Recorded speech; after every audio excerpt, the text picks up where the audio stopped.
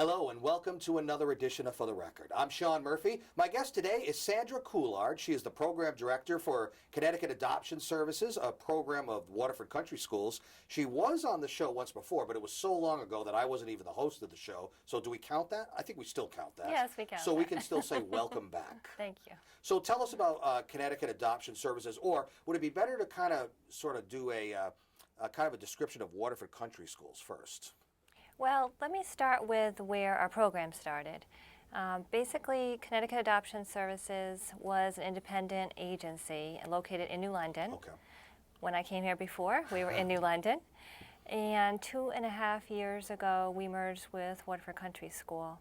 And so we're now located in their community services office, and that is near Bacchus Hospital in Norwich Town area. Mm-hmm. And we are very happy to be there because we can not only offer more services to our clients, but we are able to work with the other programs there. They have therapeutic foster care and a mental health clinic for children also in the same building. So it's a nice marriage, if you want to say So the merger that. was a good thing then? Yes, it was a good thing. Was it a necessity? For financial reasons? Or? It was a benefit for financial reasons. Okay. We felt like it would be a stronger future for us, if we were together with a bigger organization, and it has proven to be, and we're very happy that Waterford did take us in. Yeah, good. Yes. So more opportunities then are available, Yes. more resources are Yes, available. exactly. So let's get into Connecticut Adoption Services. Do you say CAS? Do you use the acronym or do you use the whole Sometimes name? we say CAS, but usually we just say Connecticut Adoption Services. All right. Tell us about it. Connecticut Adoption Services started in 1989. The original name of the group was Child Adoption Resource Association, and it was a grassroots group. And back then there were a group of ministers in New London and some social workers from Child and Family Agency who formed together with some citizens in New London to try to help DCF, the Department of Children and Families, with a problem that existed. Yeah. And that was there were a lot of youth in foster care that were lingering in the foster care system, and DCF couldn't find homes for them. And so they asked this group to assist them in recruiting adoptive families. And so they did that in New London, and they did such a good job that DCF helped them to become licensed as an adoption agency, and that was in 1994. And I joined the group in 1998. And at that time, they were still working only with DCF, and then when I joined them, I brought the world of private adoption along. That was my experience, and so now we do both things. We work still together with the Department of Children and Families, and we recruit families for children in DCF care who it may be a little bit harder to find adoptive families for. And we also work with families who want to adopt an infant privately through domestic adoption in the United States. So you come from like the private part of Yes. adoption, and that was your background. Yes. And it was almost like a perfect marriage to be a part of this, Yes, right? yes. it So now we worked can out. offer everything to families, all types. I also find it interesting, all the intermingling of all the agencies, and that's almost a necessity, but very helpful too. This agency specializes in this, so you can kind of utilize and leverage that agency and their services to actually make it all happen. Right? Yes. So there's a lot of acronyms and a lot of letters Yes. being bounced around with everything. Not at all could Yes. fit on a business card, I would Yes, imagine. exactly. So as program director, what does that title mean? You are the big boss, is that what it is? Or? The boss of adoption services. There is another person above me who is the head of all the community services in the building where I am. So as the head of adoption services, basically I'm a supervisor. I supervise. We have about 12 clinicians who work all throughout the state because they live all throughout the state. Right. Which is nice because we can serve families anywhere in Connecticut. We can have a social worker who's a local person to them, work with them for all the services that they need. Would there be other offices that are closer to other parts of the state, or is this? No, this is it. Okay. And we work out of this office. All of our social workers have home offices set up, which is very convenient, especially with the computer and the internet. We can do that. Also convenient if they're living in other parts of the state Yes, too, right? exactly. They don't have to travel to Norwich. Thank goodness for the internet, right? Yes, Yeah. exactly. And Connecticut is a small state too, small enough, I Yeah. should say, where maybe if you were in a larger state, it might be necessary to have other satellite Yes. locations around. Yes. And again, the way it works out financially or economically, it's more workable, feasible, doable this way too, right? Yes. Yeah. Yes. Tell me about the need for adoptive and foster care and parents in general. Is there a need for it, or a big need? Well, every time I speak of the need, I've got to break it down into two groups. Okay. So I'll start. The easy thing to talk about first is private domestic adoption of infants in the United States. So with that, the need is mostly for parents who are flexible in terms of the racial background of the child and also flexible in terms of the medical part. So we do have babies occasionally that are born drug addicted, or have some certain family genetic history that some families may shy away from. So with those factors, we always need more adoptive families. Have we come along in that respect where people in the past might be less willing to take a child of any kind of a different background from their own Yes. and these days maybe they might be a little more receptive to it? Yes. So that's a good thing. Yes, it's a good thing. Connecticut was very slow to turn, Is that right? but now it is starting to catch on. I think we just need a little bit more, Yeah. help to try to have families be a little more flexible with those things. Okay, so that's one Yeah. part that you were talking about. Yeah. The other part is working with the Department of Children and Families and their needs. So we do this as a program in conjunction with Department of Children and Families. So we work with families to get their home study done, which is an evaluation of their families, and we do their training for them. And then we turn the families over to the state to get matched with a child, and then once that happens, then we step back in and we help them in terms of providing support services afterwards for a year to 2 years sometimes. So we always ask them, what type of families are you needing us to help you find? Because that's our job, basically. So the families that they now need help, finding are families who will take sibling groups for children, particularly 3 or more siblings in one group. Wow.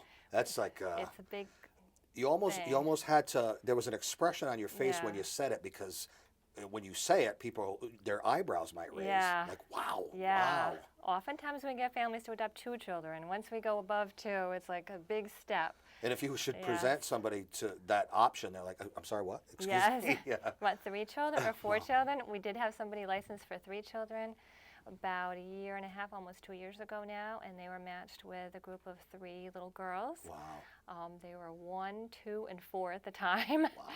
and it went very well. They're very happy. Boy, and- I tell you what, Yeah.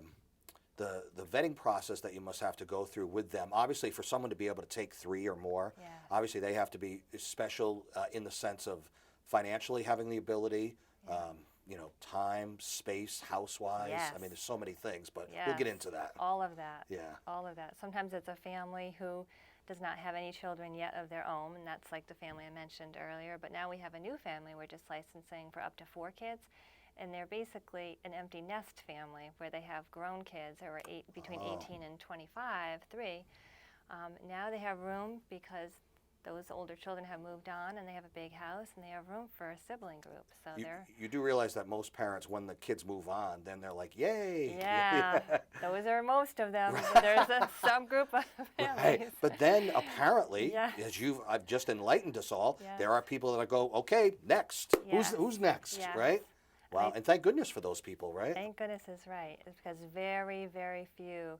When we first licensed the family for the 3 little girls, there was only one other family in the whole state of Connecticut licensed for 3 or more kids together. So Now, it's do they approach hard. you about that? We want 3 or we want 4? Or do you almost have to, we have 3 here, what do you think? You want to give it a shot? Or? Well, there's a questionnaire that they fill out, so we always have that on there, and we always talk about the need. So the more people hear about it, the more people can come forward. I could see like Yes. twins or a brother or sister or 2 sisters or whatever, where you kind of almost don't want to separate them, Yeah, right? I mean, there's situations like That's that, what right? usually the state wants to keep them together as much as possible. Yeah, that would be definitely. great. Obviously, the most important thing is getting them into a proper home. But again, yeah, you want to try to keep some Yes. together if possible. But again, I guess that just makes it more challenging. Right? Yes, and I should mention too, since we're in New London, there is a grant that we have received from one of the local foundations to serve families who only live within the city boundaries of New London. So we are looking for families to take advantage of that grant funding to do this program. So if there's any families in New London that are listening, it's a great opportunity. Since people are watching this throughout the state, Yes. I'm sure that wherever their town is close, certain situations can occur that might be advantageous for them too, regardless of where they are in Connecticut, right? Yes, we do have limited grant funding in other areas, but also some families choose to privately pay for these services, and then they can get reimbursed through the federal income tax credit for adoption. And that would be based on their income and, Yes. and other factors. Yes. So let's talk about the vetting process a little bit more. I know obviously you fill out the application, but people, this is very serious. I know that you take it serious, and everybody does, are very concerned about if someone is, even if they know for sure if they are prepared and ready to be a foster parent, and you want to make sure the match is correct, if there's chemistry, and if the right child is going into the right home. Talk about that a little bit. If you don't mind, I just want to step back one step and just complete the Sure. previous question, only because there's a couple other groups that we're looking for families for. Even larger?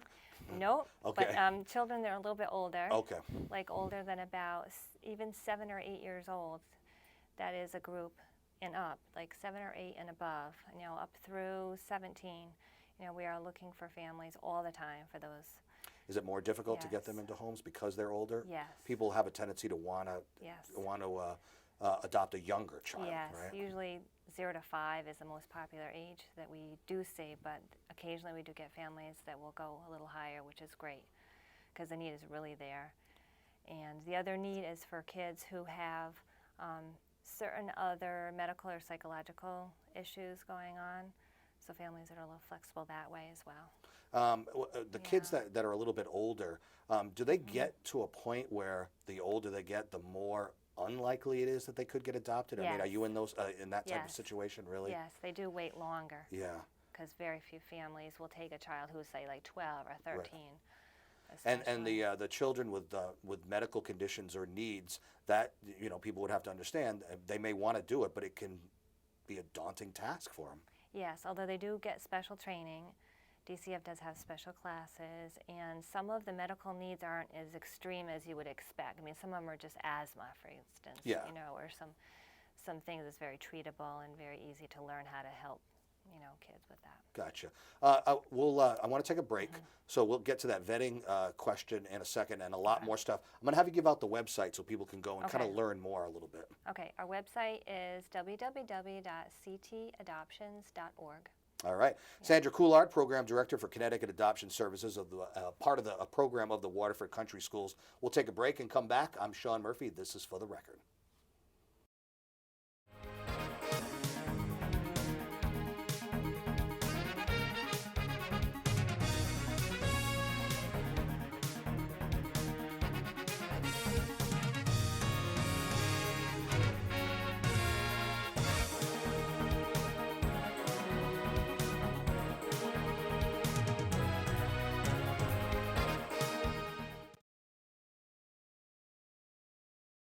Welcome back to For the Record. I'm Sean Murphy. My guest is Sandra Coulard, Program Director for Connecticut Adoption Services, part of the Waterford Country School, a program part of it. When we went to the break, I had you list the website, and a lot of times I like to talk about what's on the website, and one of those things, a big thing, is information sessions that you have periodically. Talk about that a little bit, because I think that's important for people. Yes, it is. Because they're so important, we do have them in 6 locations now, because we do serve the whole state. So every month we have one session in each of these areas. In New London, the closest one would be Groton. Okay. We also have them in Manchester, in Farmington, Milford, Colchester, and Brookfield. Okay, so you're covering a lot of the state Yes, there. Okay, and yes. so that makes it much more conveniently located for everybody to get to. Yes. Now, what are the information sessions? Basically, it's a free session where you can come in at any point that you feel like you want to get a little more information. So there's no commitment. It's basically a free session to just listen and observe. We do give you a big, thick folder of all kinds of extra information to take home with you, including articles about the different types of adoption. So the presenter will present both types of adoption, both private domestic adoption of infants, as well as the adoption of a child through the state foster care system. And then the presenter will go into a little bit about the first steps, about how we conduct our home studies and what that's all about and how it is, that we go through that process. and then the presenter will just stay afterwards for questions. So sometimes they'll be there an hour, hour and a half, and they're usually fairly small, so people don't have to worry about getting into a big group because they're usually 2 or 3 families because we do have them so often. Right. It's nice, and we have a nice small group and very easy to ask questions. But sometimes people might be more comfortable in at least somewhat of a group environment as opposed to one-on-one, or maybe not as comfortable talking on the phone. So being able to go in person and maybe have another family or 2 there makes Yes. them feel more comfortable. Yes. And like you Yes. said, just kind of off the cuff, you can just ask questions after the session too. Yes. Maybe something that didn't get covered. So that's good. So Yeah. always check the website then, right, for the Yes, different it has times and dates. The And schedule every month is on the website. Yeah. beautiful.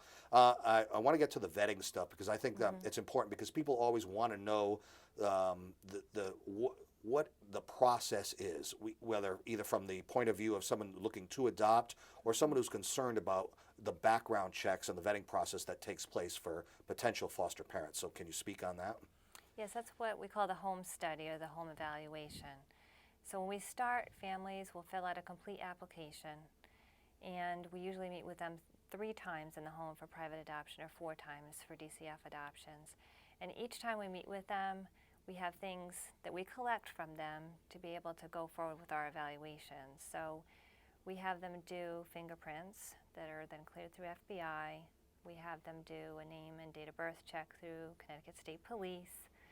And we also have them do things like get physicals at their local family doctors to make sure they're physically ready for adoption. We collect references, so 4 references for them. If they have kids in the home, one of the references has to be from one of their school personnel.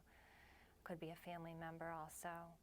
And just a lot of things to do with home safety. We Right. check weapons in the home, we check if there's a pool, we check auxiliary heating, well water, all those kind of things. We do interviews with a couple both together. If it is a couple, we also work with single people, but if it's a couple, we meet with them both together and separately to go through their whole family history and their personal background and their upbringing and things like that. Very thorough. Yes, it's also an educational process. So at the same time as they're going through all these interviews and getting all these documents together, they're going through an educational piece where they're reading books that we tell them to read, and then we discuss them at the end, and they're also doing online courses. So Wow, by the end, everything would be all together. Not only are they being vetted, but they're getting tested, quizzed, they're taking Yes. exams. Yeah, we want but to make sure. all necessary things, right? Yes, Yeah, to make yes. sure everything is kosher.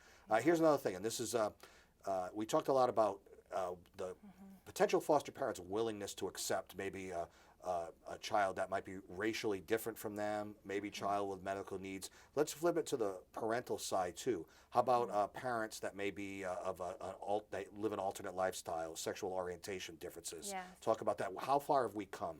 We've come a little ways. Okay, little ways. About 5 years ago, I would say we wouldn't have come far at all, Right. but since Connecticut has passed the laws, allowing for gay marriage and things like that, it's become more and more open, and it's been interesting. I often ask the expectant parents who are pregnant and planning to place their babies for adoption, what type of families would you be looking for your child, and what kinds of families would you accept, a straight, a gay family? Because I have albums basically, and I have albums with pictures and letters from all these families, and I want to present the birth mother with the ones that she'd be interested in seeing. And so I asked that question, and recently I've gotten the answer, it doesn't matter, I'm open to anything. It's a sign of the changing Yes. times in our society, Yes. right? Yes. And all that does is Yeah. make the possibility of adoptions happening more, Yes. right? Yes. Right, Definitely. regardless of what a person's, I guess, political views or religious views, because Yes. I suppose you have to take those things into consideration. If a person requests that, because of their religious views, does that ever get in the way? Or? Yes, sometimes we have that, or sometimes we might have somebody come in and say, I only want a 2-parent family.